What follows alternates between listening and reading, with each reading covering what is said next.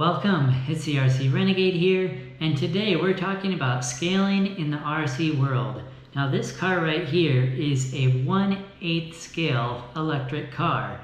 But what does that mean? What is a 1/8 scale? And this car right here is a 1/24 scale NASCAR die-cast car. And later in the video, I accidentally say it's a 1/25 scale, so I wanted to clarify that this car is a 1/24 scale car. But what is scaling anyway, and how does it work? Let's get into that in today's video.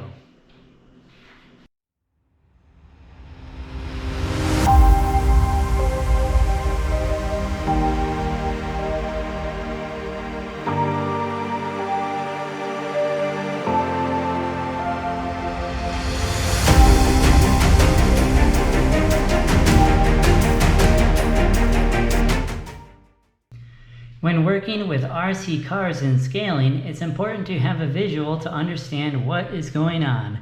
I built a 1:1 full scale box. This box is 8 inches tall and 24 inches long, and it represents just any type of car that you'd see driving down the road that you drive to work or take to school. It's the full-size cars that we see in our everyday lives.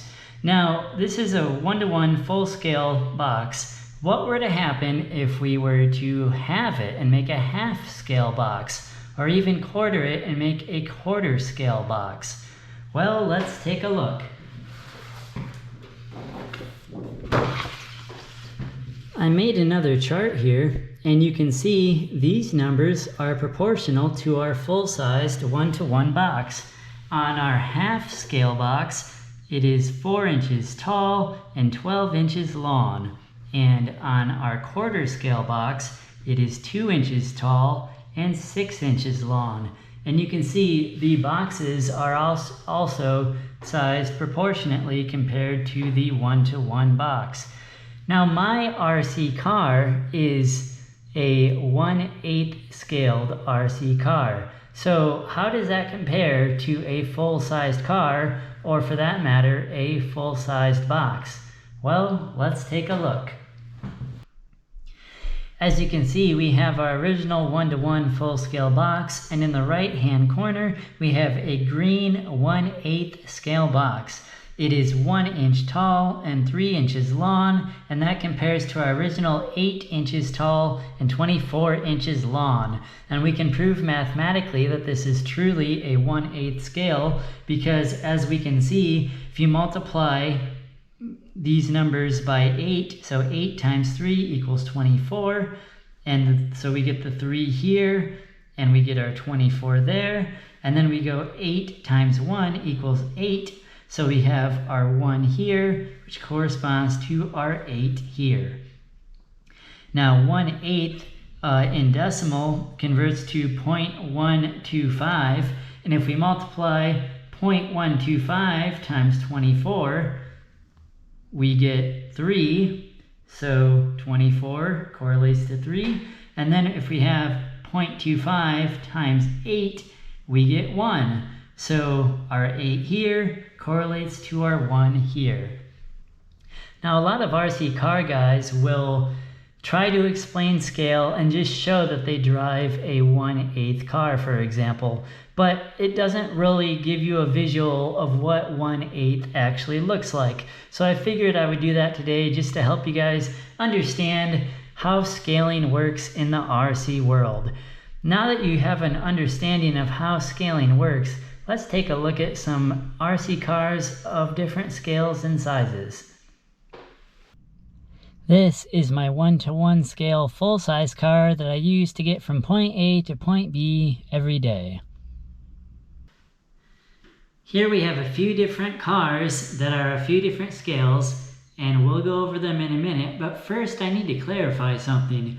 1/8 is bigger than 1/10. So 1/8 equals 0.125, and 1/10 equals 0.1. So 1/8 is bigger than 1/10. Now, this right here is a 1/8 scale RC car. This is a 1/8 scale buggy. This right here is a 1/10 scale Nitro RC truck. Now this truck is bigger than this car. This truck appears to be bigger than this car.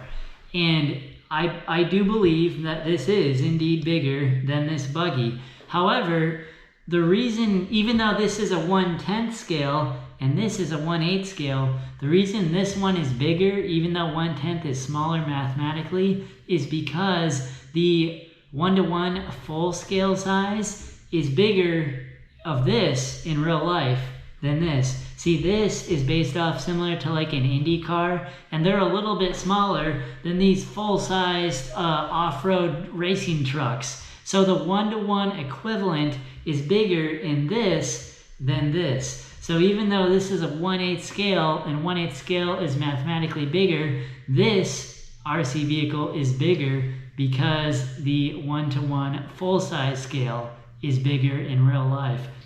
So that's why scaling is kind of confusing in the RC world, because the 1-to-1 equivalent, the real life equivalent, is not always the same. It's not apples to apples, it's apples to oranges. So now that all of that is out of the way, let's go through what we have here. So first of all, we have a 1/8 scale electric car. And this is what I prefer to drive, just, 1/8 and 1/10 scale vehicles, because their size is pretty useful to have in like a townhouse or a condo. I live in a condo, and like these smaller sized vehicles are handy to have just because, they can fit on a kitchen table or they can fit in your car, and they're not terribly huge. The same goes for the 1/10 scale trucks. These trucks are pretty maneuverable, and like I've driven, the biggest RC vehicle I drove was a 1/5, and a 1/5 scale car is huge, and like it was just a lot to move around, and just it was pretty bulky, and I found that I like driving the 1/8 and the 1/10 scale cars better. Now you'll notice I also have a couple other cars up front here. This is a 1/25th NASCAR die-cast car. It's not a remote control car, it's just a model car, but it's still really cool. I'll give you guys a close-up of this in a minute, but this is a 1/25th scale car. It's made of metal, and the amount of detail on it is really impressive. A lot of guys collect those just as like a novelty item, and I have a few of them. I think they're pretty neat. Then this here is a 1/64th scale NASCAR car. This car is so small that you can see it just fits in the palm of my hand. It's not that big at all. And this is a 1/64th scale car.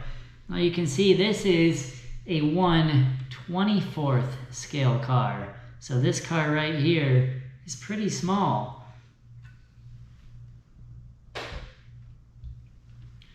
So now I'll give you a close-up of some of the RC cars so you can see just the fine details on them.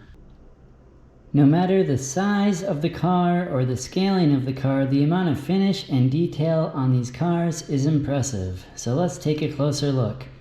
On our 1/10 scale RC truck here, which is a Nitro, we'll notice it has a custom paint job with a custom body. This was a clear shell that my friend and I painted and decaled. And the reason that we have this high gloss finish, and the way we got this high gloss finish, is you paint on the underside of the body, and then the plastic finish is what gives this high sheer gloss finish. You'll notice the custom decals on the side and the logo as well. The white logo against the bright blue really makes the logo pop. On the back here we have a fan that is a logo as well. The hole there is cut for the engine cooling when you run the Nitro, and then this spot right here is where the electric starter battery plugs in. The other side looks very similar, but just the amount of decals and detail that went into this vehicle gives it a nice touch. The bright blue finish looks very crisp and very clean. On our 1/24th scale NASCAR die-cast car, you'll notice the amount of detail on this finish as well. The green and the red contrast each other nicely, and the Mountain Dew logos are very visible. Just like our 1/10 scale truck, you'll notice on the side just the amount of detail that goes into it. Same for our 1/64 scale car. Even though it's smaller, the paint scheme still pops, and you can see along the side the little decals as well. Something that's neat about both these cars is the hoods open up and you can see the engines inside the cars. Just the amount of detail that went into the just when they designed these cars, even though they're smaller, I think is really cool. You'll notice on the 1/24 scale car, on the back side, you can see inside the trunk, you can see the fuel tank and even the fuel fill and the fuel vent lines there, which I think that's really neat that they just added just one more level of authenticity, and just I think it's a nice addition for this vehicle. Let's close these so you can take a look at the view of just the cars without anything open. And then underneath, you'll notice underneath, they put some detail into that as well. They have the molding of what it would look like underneath with the different components. And even the fact that they took time to put that red component there as opposed to black or gray, I think is pretty neat.